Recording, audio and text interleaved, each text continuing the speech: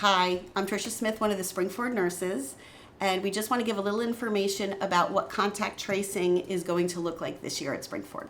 What we'll first have to do is we need to call the family of the student, the parents of the student, and determine the start of infection.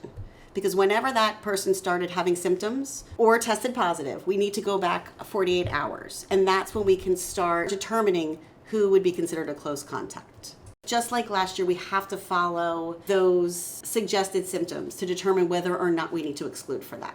So then this gives us the dates that we need to go back and look at seating charts to determine who, if anyone, would be considered a close contact to the symptomatic student. What we have to do now is we need to determine whether or not, one, the symptomatic student was masked, because that will determine how far away anyone else can be.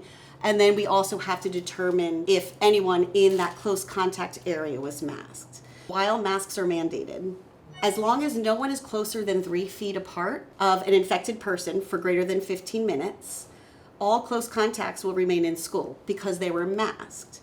They will still be notified that there was a positive, but no healthy student needs to be sent home. Only the symptomatic student gets sent home, the one who tested positive.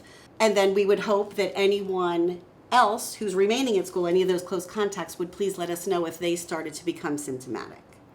In a situation where masks are not mandated, we need to look at everyone who was within 6 feet for greater than 15 minutes or more from 48 hours prior to the start of infection in every class that student was in.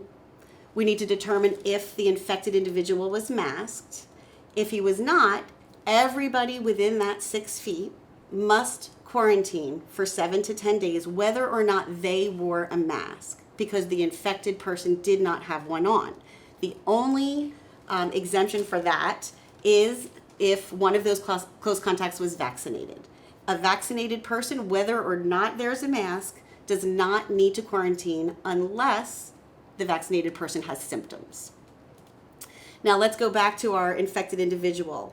If the infected student was wearing a mask, close contacts with masks can remain in school as long as they were 3 feet away, but any close contacts that did not wear masks need to be excluded within those 6 feet. So when masks are mandated, the process of contact tracing is more complex, and that is where we strongly encourage parents to let us know whether or not the intention is for your student to be masked. We can mark our seating charts that way, and it makes the process of determining who's masked, who's not, who we have to look at 3 feet versus 6 feet much more efficient, which allows us to reach out to all of the public and to notify people of positives and close contacts in a much more timely fashion.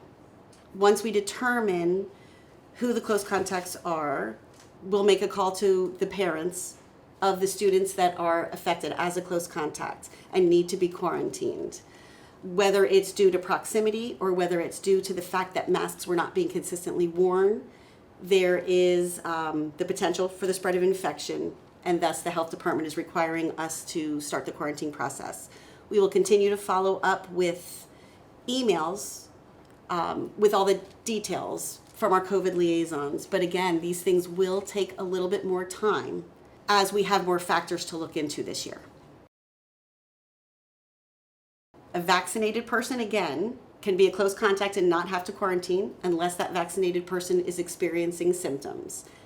The only other reason that a close contact would not have to quarantine, that if the infected student was wearing a mask, a student within 6 feet that is also masked does not have to quarantine unless that student was closer than 3 feet. It shrinks our close contact radius, our circle, to 3 feet rather than 6. So if we receive notification on a Friday that a student's positive, we're going to ask the date that the symptoms started. So let's say that the symptoms started on Wednesday, the Wednesday previous, and they went for a test and it took a couple days to get the results back. We then need to look at, was that student in the building Wednesday, and go back 48 hours prior to Wednesday. So we're going to contact trace the day that the student was last in the building, which for this argument we'll say was Wednesday, and Tuesday and Monday. We'll be looking at seating charts for all of those days, looking at mask wearing or non-mask wearing for all those days, and be looking at vaccination status.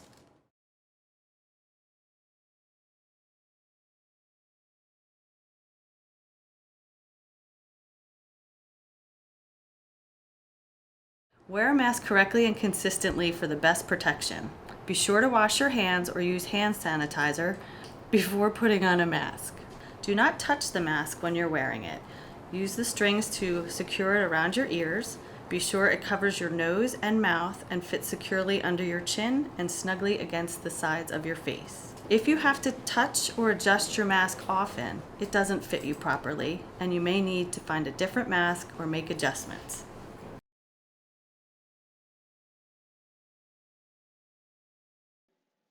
The Springford Area School District COVID-19 dashboard records active cases within the Springford Area School District.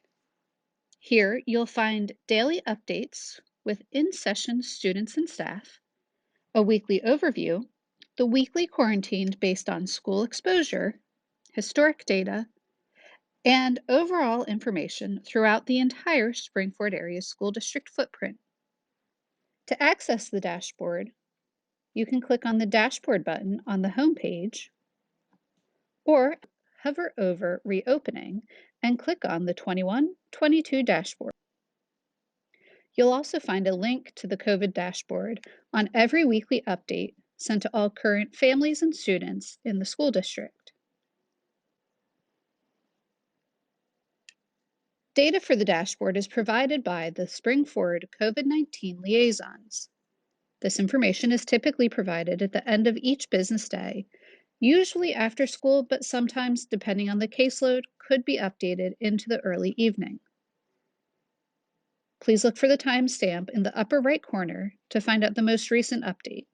At the top, we do show the Springford level of community transmission as provided by the Montgomery County Office of Public Health. Please note that this section is specific to the Springford Area School District. In this example, Springford is currently at the substantial level. To find out more information, you can click the link to visit the Montgomery County Office of Public Health COVID-19 dashboard. On this dashboard, you'll find COVID-19 vaccine data, hospitalization data, a county map, incident and positivity data, as well as school district level of community transmission. Simply drop down the School District tab and scroll to Springford.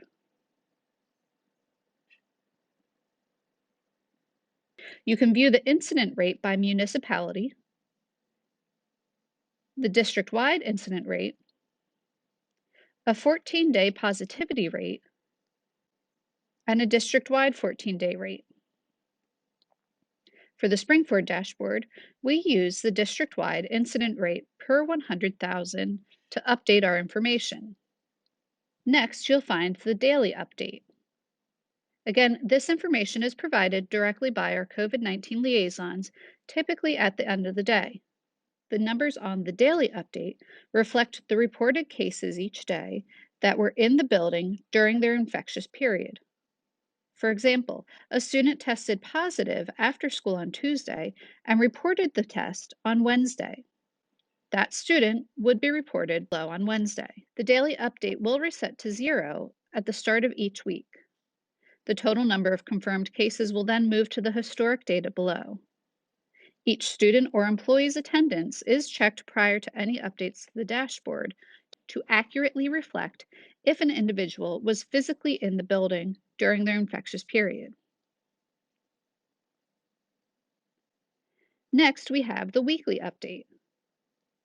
The weekly update includes our total student or staff, as well as a weekly quarantine based on school exposure number. The information in the weekly update is recorded for both in-person cases and cyber cases. Our historic data reflects students and staff who are both in-person and cyber from the start of the school year through currently the end of the calendar year. The historic data is broken out both by building in the top section, as well as overall in the bottom section. And finally, we have nearly a year's worth of trends from both Montgomery County and Chester County. It's important to note that this information is for the entire Springford footprint, including all 50,000 residents. To view specific information, simply hover over the section you're interested in. For instance, the Montgomery County Office of Public Health reported 16 confirmed cases in Limerick the week ending September 10th. This information is typically updated at the end of the day each Friday. Again, to access the COVID-19 dashboard, simply click the Dashboard tab on the home page, hover over Reopening, and click on the Dashboard button, or visit your most recent weekly update to directly link to the dashboard.